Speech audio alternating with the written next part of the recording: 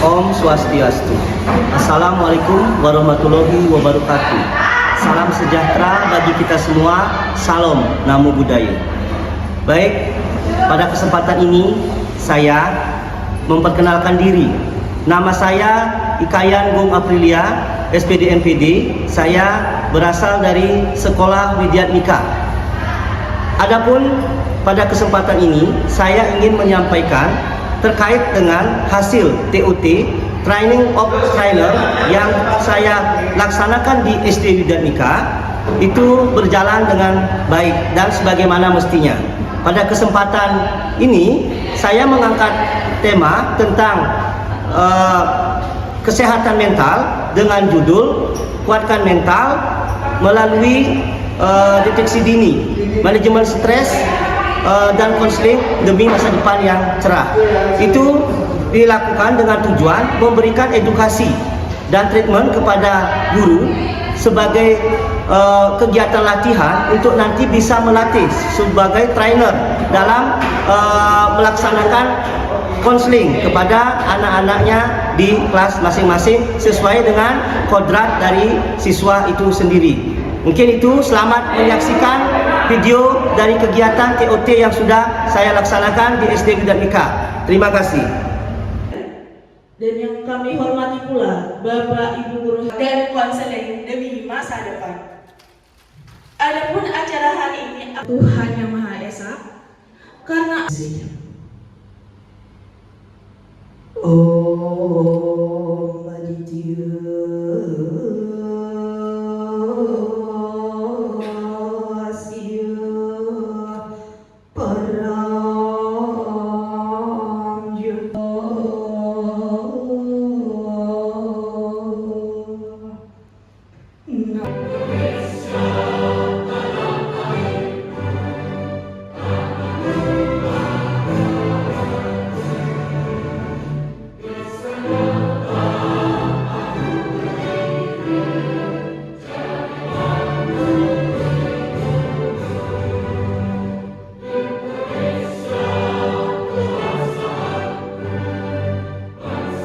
kita dapatkan hari ini, saya rasa akan sangat menarik Bapak Ibu ya, sangat menarik, sangat bisa untuk kita aplikasikan ya, sangat bisa untuk kita aplikasikan di tengah serangan kemajuan zaman seperti yang saya sampaikan tadi. Itu sangat bisa untuk kita aplikasikan, baik itu untuk diri kita sendiri, baik itu untuk profesi kita kepada anak-anak kita, bagaimana nanti kita mendeteksi, karena banyak sekali permasalahan-permasalahan yang timbul saat ini.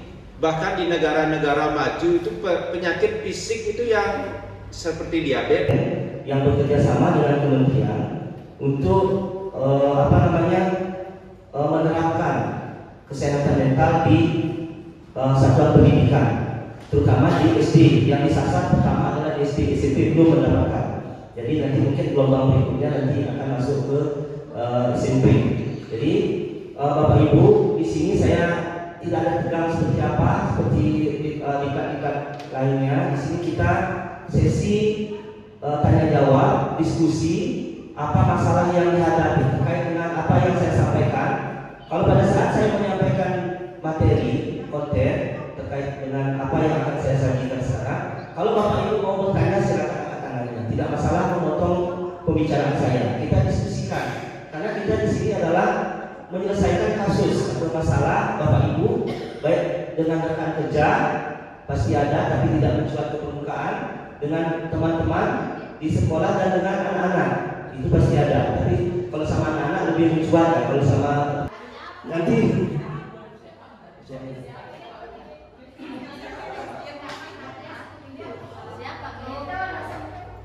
ya, silakan Pak Agus duluan.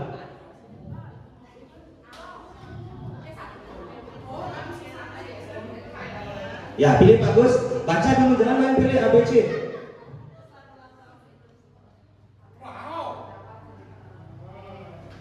Ya, dengan syarat dan tangan. Lanjut Pak Imam. Lanjut Pak Imam.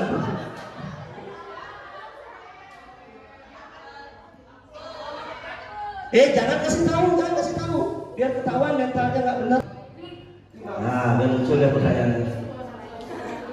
Ya, dan dapat 100 duit. Dah. Siap Bu Lucy? Jangan kasih tahu. Pakai waktu Bu Lucy, itu waktunya ada jalan. Ya, salah juga ya. Oke, berarti Bu Lucy juga belum sehat tapi ya. Oke, lanjut mereka. Oke, sambil menunggu ya, ini bagian teknisi untuk mengkonekkan. Jadwal yang pertama, kalau saya bilang kesehatan mental, Bapak Ibu jawab paham pikiranmu, kuatkan mentalmu. Oke, siap? Pahami pikiranmu, kuatkan mentalmu. Oke, siap? Kesehatan mental? Pahami pikiranmu, kuatkan mentalmu. Kurang keras, ya, masih bisik-bisik. Sekali lagi, kesehatan mental?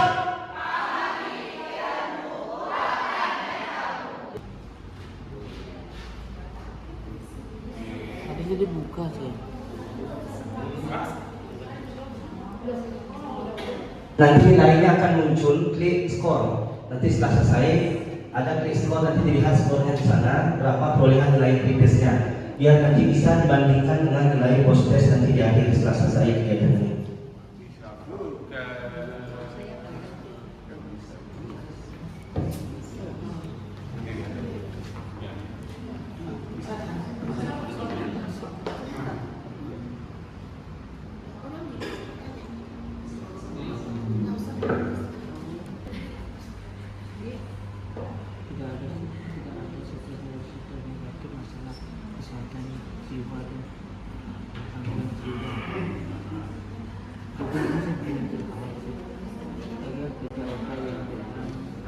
Percaya diri dan menghargai diri sendiri.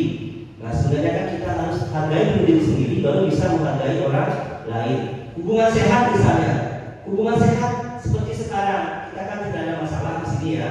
Di rekan-rekan guru semua sudah hubungannya baik-baik ya.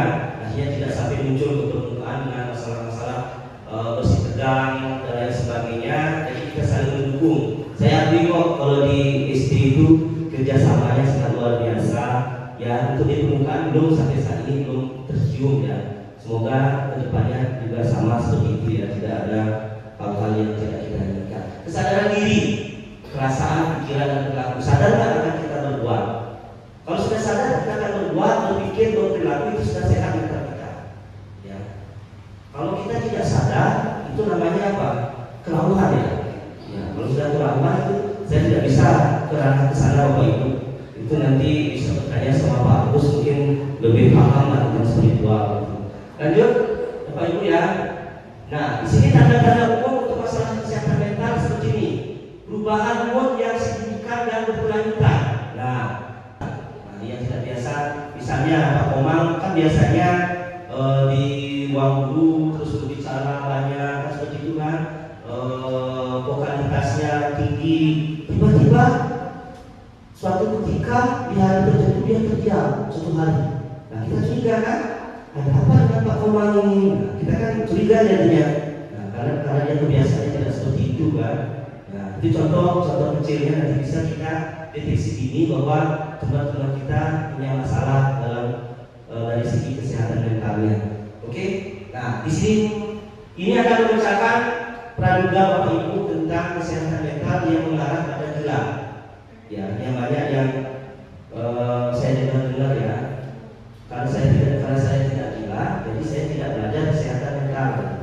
Jadi dia tidak seperti itu. Nah, di sini paparannya di sini. Sekarang kembali lagi di cara kerja pikiran kita, cara kerja otak kita. Nanti akan saya jelaskan setelah ini cara kerja otak kita, bagaimana kita menerima stimulus. Ya, stimulus kita di dalam otak kita nanti saya jelaskan itu ada sistem amigdala. Ya, amigdala inilah yang paling peran kuncinya adalah masa-masa bagaimana seseorang itu takut, cemas. Ya, kalau ini amigdalanya yang tinggi dari Bapak Guru yang masuk penjara tersebut, mungkin dia akan bisa depresi, ya, mungkin dia akan stres karena padahal itu adalah ingin melakukan hal yang terbaik bagi siswa tersebut, tapi ditanggapi akhirnya di penjara atas seperti itu. Nah, ini kembali lagi ke orang yang tersebut, Pak Komang, ke guru bersangkutan. Kalau dia bisa mengatur amigdalanya yang melonjak-lonjak tinggi itu, diatur amigdalanya dan lebih menurunkan prefrontal cortex dalam pikiran guru tersebut, tentu dia akan lebih tenang menghadapinya. Dia akan lebih tenang. Karena Pak, dalam konsepnya dia akan berpikir, ini saya menegakkan kebaikan pada anak-anak. Kalau sampai saya harus di penjara, itu kan ada persidangan, kan seperti itu Pak Komang. Kan ada persidangan seperti kasus yang terjadi di Jawa Barat. KMDI ikut campur untuk menyelesaikan antara guru dan orang tua yang bersalah. Kalau bersalah mulai di SMP itu gurunya menampar siswa karena manjat tembok sampai roboh. Apa tembok? Apa kesehatan mental itu memiliki pemahaman umum tentang bagaimana tubuh dan pikiran yang sehat dan berfungsi. Nah, sudah tadi saya sampaikan bagaimana pikiran kita berfungsi sebagaimana mestinya. Ya, contoh, misalnya ada anak-anak laporan, Bu Guru, Pak Guru, ini ada saya dipukul sama teman saya. Nah, kalau kita mau mendengarkan, patuh kepada beliau, ada Bapak Kepala Sekolah. Jadi instruksinya, kalau saya bilang Kepala Sekolah berkata harus dilakukan dan diikuti. Kalau Bapak Kepala Sekolah tidak berkata, jangan ikuti. Paham? Bel pertama menyatakan gamenya dimulai. Bel yang kedua itu menyatakan gamenya sudah selesai. Oke. Sudah siap? Sudah siap? Rileks, duduknya yang rileks. Ya. Seperti di pantai, duduknya rileks, jangan tegang. Oke. Siap ya? Sudah paham? Ada yang belum paham? Pak Imam sudah paham? Sudah? Oke. Siap. Baik. Silakan tepuk tangan. Oke. Kepala sekolah berkata silakan tepuk tangan. Kepala sekolah berkata silakan berdiri. Kepala sekolah berkata silakan angkat tangan kanan. Angkat tangan kiri. Ke depan, ke depan, ke depan. Ayo ke depan. Kan ada kepala sekolahnya yang berkata. Ayo. Dari stimulus yang diterima oleh indera yang terasa berapa, maka amigdala ini meningkat dan prefrontal cortexnya yang menurun, pengaturan emosinya yang malah menurun. Kalau ini yang meningkat, kalau ini bisa diturunkan, maka prefrontal cortexnya yang meningkat. Prefrontal cortexnya kan mengatur emosi, ya, mengatur emosi seseorang. Kalau ini yang meningkat dari yang lebih cenderung ke hal-hal yang takut, agresif, nah, maka akan terjadilah emosi yang berlebihan. Ini akan otak akan mengirim sinyal ke tubuh. Nah, mungkin berupa respon fisik. Respon fisik kalau dia berupa ancaman, pasti respon fisiknya berupa pukulan. Pasti respon fisik secara refleks kita memukul. Nah, mungkin itu yang dialami oleh bapak gurunya itu. Kalau ini ancaman anaknya ini, masa tembok dijebol? Pasal tidak langsung, dia langsung emosinya itu mengirim sinyal ke tubuhnya, ke tangannya, langsunglah ditampar muridnya, seperti itu. Nah, kalau kita bisa membuat stimulus itu berupa reward, penghargaan untuk diri kita sendiri sebagai seorang guru, bagaimana kalau reward kita bisa menyelesaikan masalah dari anak-anak dengan baik tanpa menggunakan tangan. Yang kedua, yang pertama. Oke, sekarang saya bertanya, siapa yang pertama kali melihat pohon? Oh, tadi bilang singa. Oh, sudah. Oke, turunkan. Siapa yang pertama kali melihat apa namanya itu? King Kong dan harimau? Ya, dari King Kong, harimau. Berdua, bertiga. Ya, harimau dan King Kong sama. Oke? Nah, oke. Baik Bapak Ibu. Itu cara Bapak Ibu melihat. Kalau yang melihat pertama kali pohon, berarti dia akan tumbuh.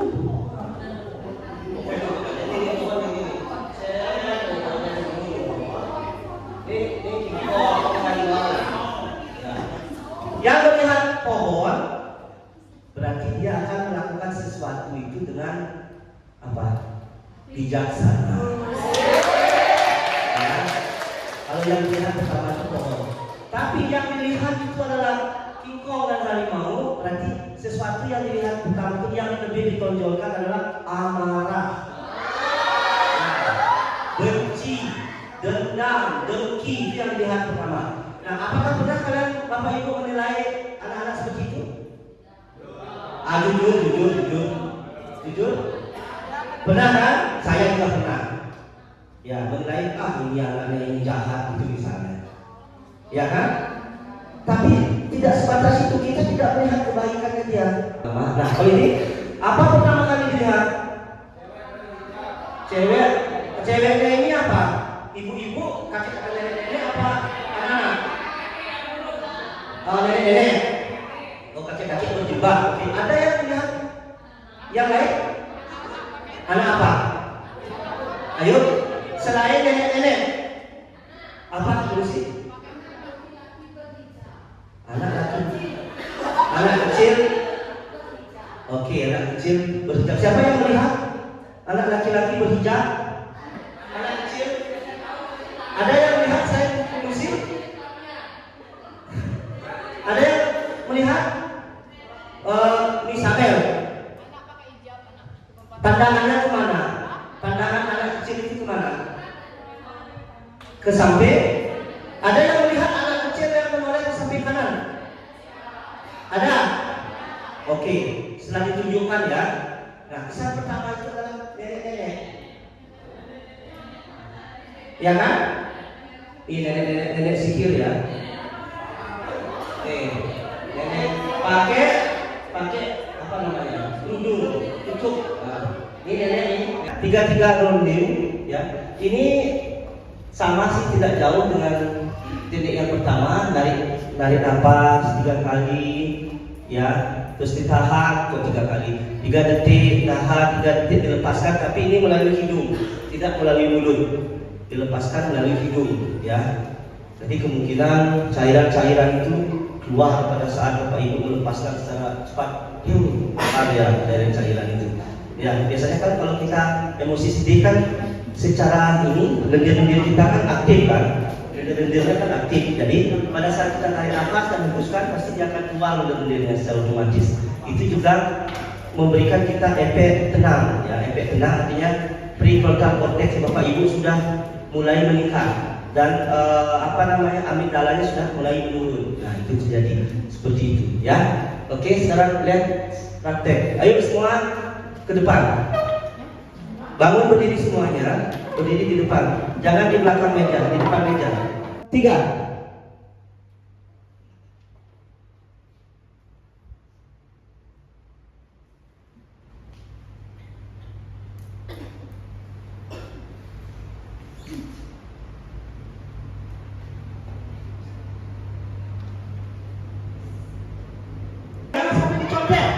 Jangan sampai dicontek. Nah, jangan sampai dicontek. Harus sama gerakannya. Tapi di balik lembar jawabannya itu ada tulisan kecil. Ya. Tulisan kecilnya dia bilang, "Pak, maaf saya nggak bisa fokus di rumah lagi kacau, tapi saya janji belajar lagi." Itu yang penting, bukan nilai 45-nya. Tapi tulisan di balik nilai tersebut yang menggugah perasaan seorang guru, Pak Ipan ya. Pak Ipan ini untuk menelusuri lebih jauh lagi tentang apa sih yang sebenarnya terjadi dengan anak tersebut, bukan karena nilainya. Nah, setelah ditelusuri ternyata anak ini memang anak yang kuat. Kesehariannya dia tidak pernah mengeluh, tidak pernah menyampaikan apa yang dirasakan di rumah, di keluarga, dimanapun. Dia anaknya tegar, kuat ya. Tapi dengan nilai 45 itu menjadi perhatian dari gurunya karena tulisan. Lihat dari bahwa Dika itu sering sakit kepala dan tampak lelah meskipun jam pelajaran masih pagi. Itu dari segi kondisi fisik. Kemudian kalau dari segi emosi, Dika merasa sering murung dan jarang tersenyum. Yang dapat saya sampaikan atau ceritakan mungkin sedikit pengalaman saya di wali kelas 1.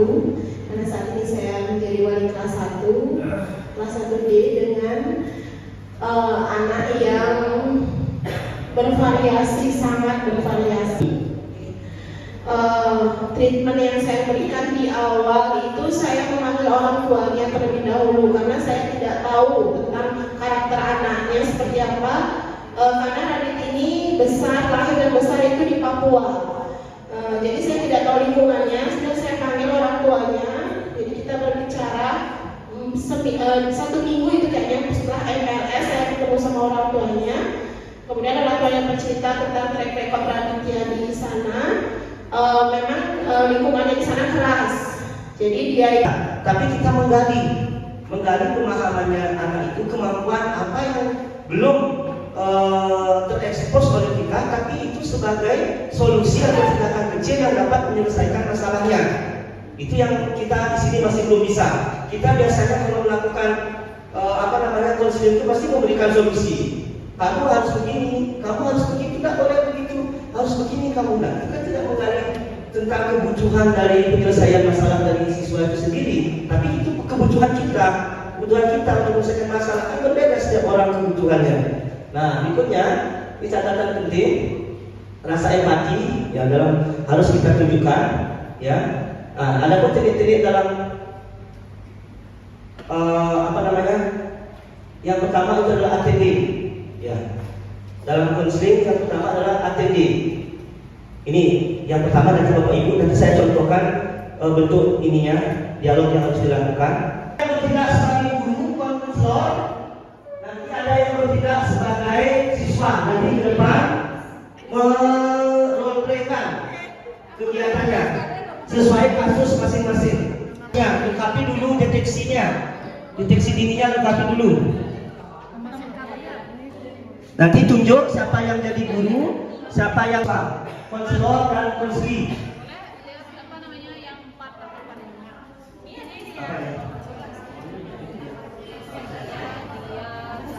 Oke? Menggunakan basic counseling.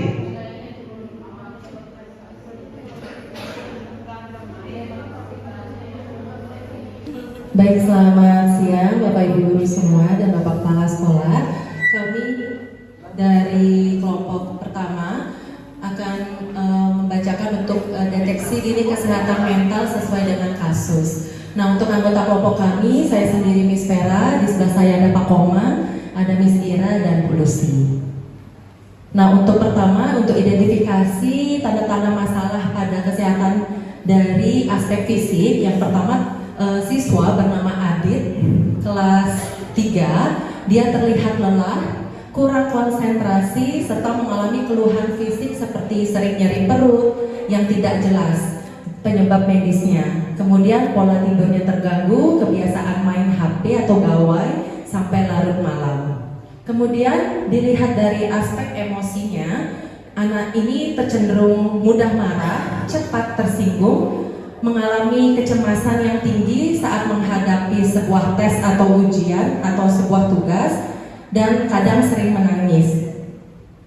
Kemudian dilihat dari aspek kognitifnya, anak ini sering berbohong tentang nilainya, kemudian tidak memperhatikan guru, kemudian sering menunda mengerjakan tugas. Dan aspek perilaku, anak ini lebih sering mendominasi permainan, sulit untuk bekerja sama dan sering terlibat konflik sehingga anak ini sering dijauhi sama teman-temannya, dan anak ini sering berbohong dalam kesehariannya. Baik, itu untuk identifikasi tanda-tanda kesehatan dari beberapa aspek. Malas, jadi tidak konsentrasi belajar. Kenapa, Dek? Karena di rumah Dede hanya main HP aja sama teman-teman. Dede mabar, Dede terus main game sampai jam 12, baru Dede tidur. Habis itu Dede ke sekolah ya ngantuk, Bu Guru. Nggak bisa masuk kadarnya Bu Guru, orang ngantuk saya. Terus kalau misalnya Dede terus-terusan nih nggak belajar ya, Dede mau naik kelas nggak? Mau Bu Guru, saya mau naik kelas 2. Nah, gimana caranya supaya mau naik ke kelas nanti kalau nggak mau belajar, PR kerjakan. Di mana dapat nilainya Dede? Nanti ibu guru bantu ya. Gimana caranya Bu Guru bantu? Gimana caranya Bu Guru bantu? Sedangkan Dede tugas tak ngumpulin, disuruh nulis, tak mau nulis, bengong aja begitu. Orang kalau sudah di rumah tanya sama nenek aja yang ada di rumah, ibu kan tidak ada. Emang kemana ibunya? Ibunya dia sering keluar kota Bu. Kadang-kadang kalau dia pulangnya itu hanya 3 bulan sekali sama orang tua. Nenek selalu hanya kalau sudah makan nenek sudah senang. Katanya kalau kalau Dede sudah bisa makan, katanya hebat katanya. Berarti kan belajar itu kan tidak hebat. Enggak begitu ya. Apakah kita itu cukup untuk makan aja? Hah? Kan nggak bisa begitu. Kita juga harus belajar. Belajar itu kalau pintar siapa yang bawa? Dede Bu. Nah, Dede kan yang bawa. Apa neneknya pintar juga? Tidak Bu. Nah, kan Dede yang belajar kan? Dede yang jadi pintar. Terus kepintarannya itu dipakai apa nanti? Kalau sudah pintar nanti mau jadi apa? Kalau Dede cita-citanya nanti mau jadi pilot. Iya, cita-citanya mau jadi pilot, bagus sekali ya. Nanti Bu Guru ajak terbang ya. Tapi kalau mau jadi pilot perlu belajar nggak? Ya, Bu Guru. Nanti Dede akan janji mulai hari ini tidak akan jadi teman lagi. Iya, tidak jadi teman. Tapi belajarnya gimana? Ya, nanti Bu Guru bantu-bantu ya untuk belajar ya. Dede mau berusaha. Bener Dede mau berusaha. Nah, janji ya. Iya. Terus PR yang kemarin gimana? PR yang kemarin Dede sudah lupa. Nanti Dede kerjakan di rumah lagi ya. Jangan dimarahin Dede dulu ya. Iya. Iya, janji Dede jadi anak yang baik. Janji Bu Guru. Janji. Terus sekarang sama teman-teman yang tadi waktu main gimana? Apa yang harus kita lakukan? Jadi tadi semestinya Dede kalah. Dede kalah. Terus kalau kalah boleh marah-marah kayak tadi? Maaf Bu Guru. Nah, terus tadi siapa yang diajak bertengkar tadi? Ada tadi bermain dengan itu cewek-ceweknya ada 2 Bu. Ada Vera 1, ada Lucy. Dia itu mau menyerang saya berdua, makanya saya bilang enak. Terus saya bentak dia malah kabur dan menangis. Saya suruh pulang deh. Nah, sekarang apa yang harus Dede lakukan sama teman-temannya? Sekarang mungkin Dede akan minta maaf sama teman-temannya. Terima kasih Bu Guru ya sudah kasih tahu Dede yang baik. Bener ya, janji ya, minta maaf. Ya, Nanti mainnya harus sama-sama lagi. ya, Tidak boleh bertengkar. Ya, ya, yuk cari penanya yuk, minta maaf dulu sama Lucy ya. Ayo, Lucy sama Vera sini.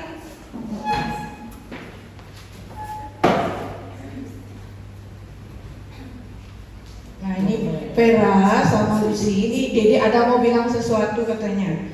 Dede mau bilang apa? maaf ya. Aku salah, kalian tidak benar. Tapi malah aku marahin kali ya. Jangan aku dijauhi ya. Iya, tidak apa-apa, kita berteman lagi ya.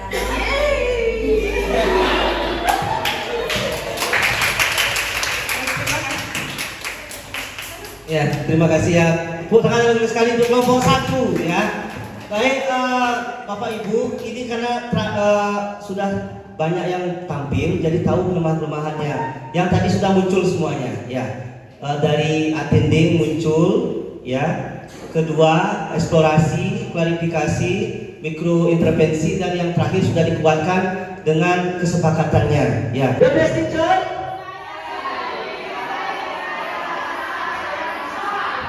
Oke, lagi sekali. The best teacher. Oke, tepuk tangan dulu untuk kita semua. Yang demikian tadi, terima kasih.